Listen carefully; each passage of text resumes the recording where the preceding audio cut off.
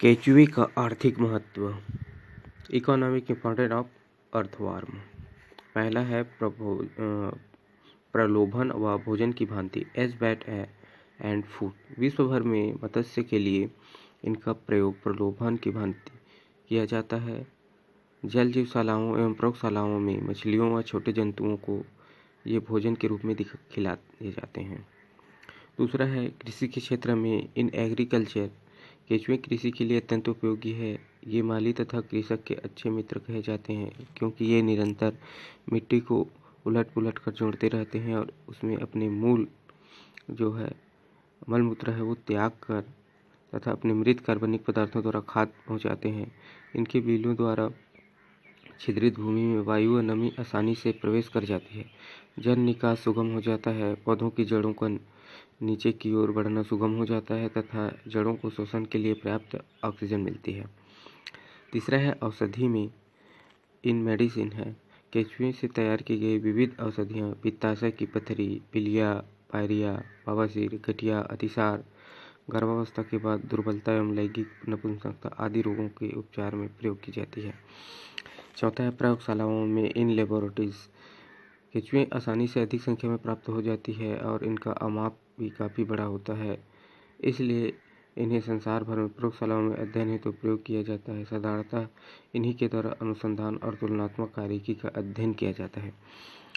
पांचवा हानिकारक केंचुए हार्मफुल अर्थवर्म जो है ये क्या है कि कुछ मामलों में केंचुए हानिकारक भी होते हैं, जैसे ये कभी नवजात व कोमल पौधों को हानि पहुंचाते हैं। इसके बिल सिंची हुई भूमि में खाइयों से निस्यंदन द्वारा जल का हानि कर देते हैं। ढालू भूमि पर होने वाली इनकी विक्षिप्तियाँ वर्षा के जल के साथ बह जाती है और इस प्रकार ये मिट्टी के कटाव में सहायक होते हैं।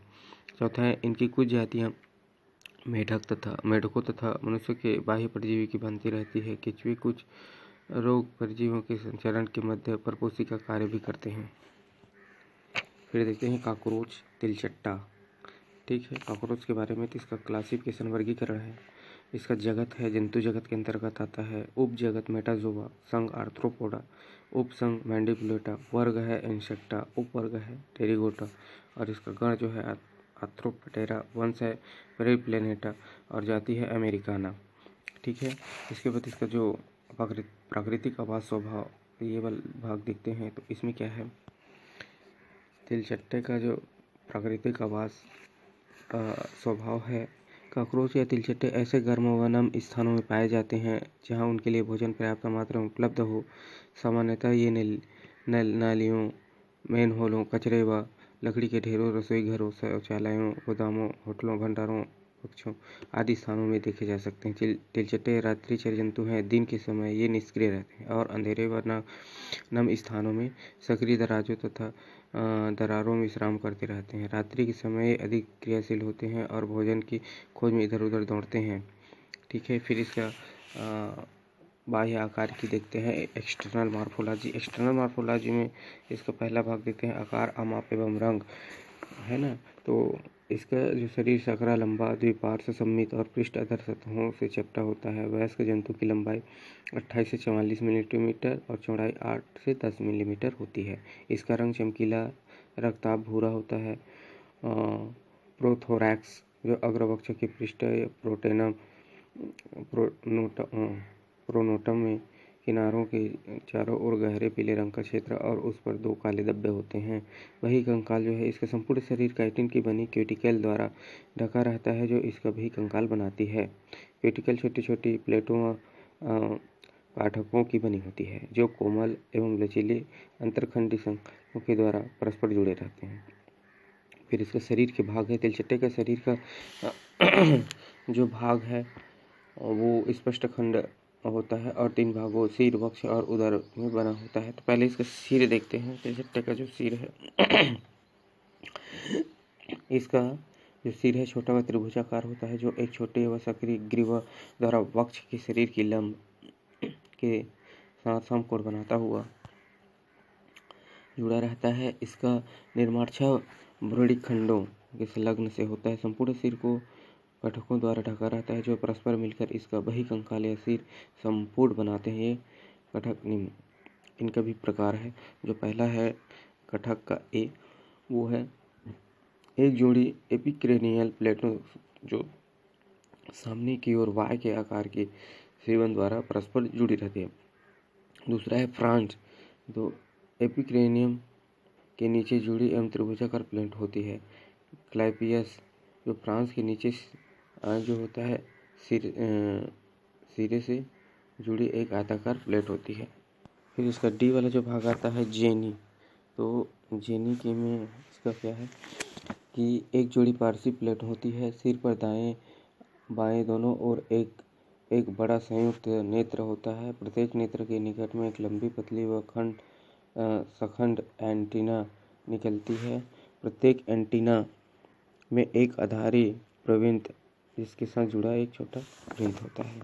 ठीक है, फिर इसका सेकंड पक्ष देखते हैं। वक्ष जो है, वक्ष तो वक्ष में 3 खंड होते हैं जिन्हें आगे से पीछे की ओर क्रमशः अग्रवक्ष या प्रोथेरैक्स, मध्यवक्ष या मेजोथेरैक्स तथा पश्चवक्ष या मेटाथोरैक्स कहते हैं। प्रोथेरैक्स का टर्नम बड़ा होता है और प्रोनोटम कहलाता है। ठीक है, इसका जो पंख है विंग्स है। मध्यवक्ष या पश्चवक्ष में एक एक जोड़ी पंख होते हैं। इसमें अग्र व मध्य वक्षी पंख पारांध रंग के तथा चर्मी होते हैं। इन्हें टैगमना कहते हैं।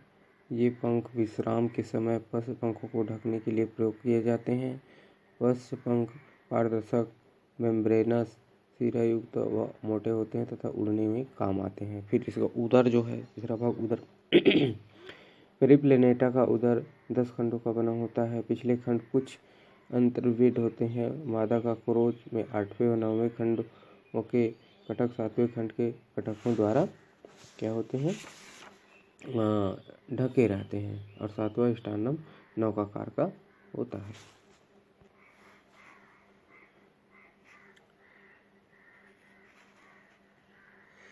पेरिप्लेनेटा अमेरिकाना पृष्ठीय है और ये है पेरिप्लेनेटा अमेरिकाना अधर दृष्टि वाला होता है।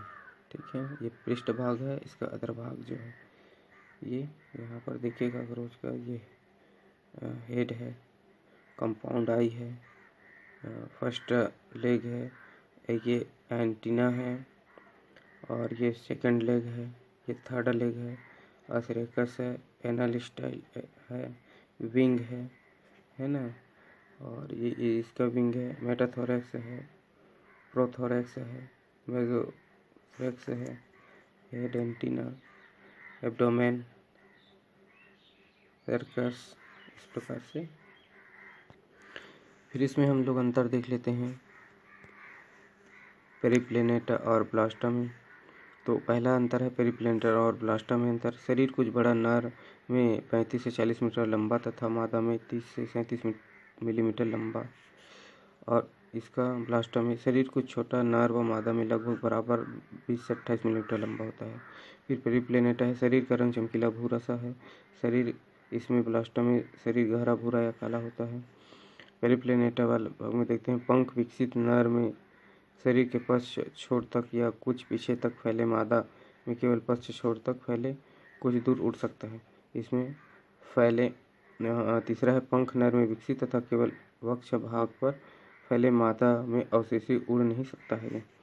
फिर चौथा है पेरिप्लेनेटा में ये प्रोनोटम कम चौड़ा, किनारे पीले व इस पर काले रंग के धब्बे बने होते हैं। प्रोनोटम जो है अधिक चौड़ा व काला होता है। 5वां है मादा के सिर पर एरोलियम व पल्वाइनस उपस्थित होता है। पल्वाइनस का अभाव होता है इसमें ब्लास्टा में। फिर इसमें पेरिप्लेनेटा में अपने शरीर का ये अपने जीवन काल में 35 से 40 बार अंड कवच बनाती है। अंड कवच अमाप में छोटे और गुणा 5 मिलीमीटर होते हैं। इसमें यह 6 से 10 बार अंड कवच बनाती है। अंड कवच अमाप में बड़े 10 से 5 मिलीमीटर होते हैं ब्लास्टा वाला में। फिर इसमें पेरिप्लेनेटा में लार में इन्वर्टेज एंजाइम नहीं होता। लार में इन्वर्टेज एंजाइम होता है। मध्यांतर एवं सीकी द्वारा स्रावित पाचक रस में लैक्टेज उपस्थित होते हैं। इसमें लैक्टेज का अभाव होता है। 9वां है द्विगुणित क्रोमोसोम संख्या 34 से होती है। इसमें ब्लास्टा में क्रोमोसोम की द्विगुणित संख्या 48 होती है। तो इस प्रकार प्रेप्लेटा और प्लास्टा में अंतर। Digestive system, mouth parts. मुख पूर्व गुहिका है, उसमें चारों ओर ये मुख उपांगों द्वारा घिरी हो रहती है। ये सिर के उपांग होते हैं। पहला है लेब्रम। तो यह सिर के तीसरे खंड का उपांग एक चौड़ी आयताकार प्लेट होती है जो क्लैपियस के निचले सिरे से जुड़ी रहती है तथा मुख गुहिका का ऊपरी ओष्ठ या अगला तल बनाती है। दूसरा है मैंडिबल। ये सिर के चौड़े खंड के उपांग छोटी त्रिभुजाकार संरचनाएं होती है। ये सिर संपुट के दोनों ओर जीनी के नीचे जुड़े रहते हैं। प्रत्येक मैंडिबल में दांत के समान 3 दंतिकाएं और एक छोटा चिकना दंतुर मोलर या चौड़क क्षेत्र होता है। तीसरा है मैक्सिली का प्रथम जोड़ा। तो ये सिर के पांचवें खंड के उपांग मैंडिबलों के नीचे सिर संपुट की पिछली सतह के दाईं बाईं ओर दोनों ओर एक एक पाए जाते हैं। प्रत्येक मैक्सिली में एक बेलनाकार स्टाइपस होता है जो आधार कार्डों के साथ कब्जेदार संधि द्वारा जुड़ा रहता है। स्टाइपस 3 प्रवर्धन होते हैं। ए है, इसमें देखेंगे ए लैसिनिया। एक जोड़ी तीक्ष्ण दंतिकाओं और एक भोथरे लैसिनिया से कटकित रहता है। गैलिया जो लैसिनिया के आच्छादक की भांति कार्य करता है। सी है एक मैक्सिलरी पल्प जिसमें 5 खंड होते हैं और स्वभाव से संवेदी होते हैं। यह एक आधारी प्रवर्ध पल्पिफर द्वारा जुड़ा रहता है। चौथा देखते हैं इसमें मैक्सिली का दूसरा जोड़ा या लेबियम जिसको बोलते हैं। यह सिर के छठे खंड का उपांग और समस्त मुखांगों के सबसे पिछला भाग होता है। 2 मैक्सिलियों के समान उपांगों के संलग्न से इसकी रचना होती है। इसका आधारी बड़ा भाग सबमेंटम होता है। इसके ऊपर एक छोटा भाग मेंटम होता है और मेंटम के ऊपर प्रीमेंटम होता है।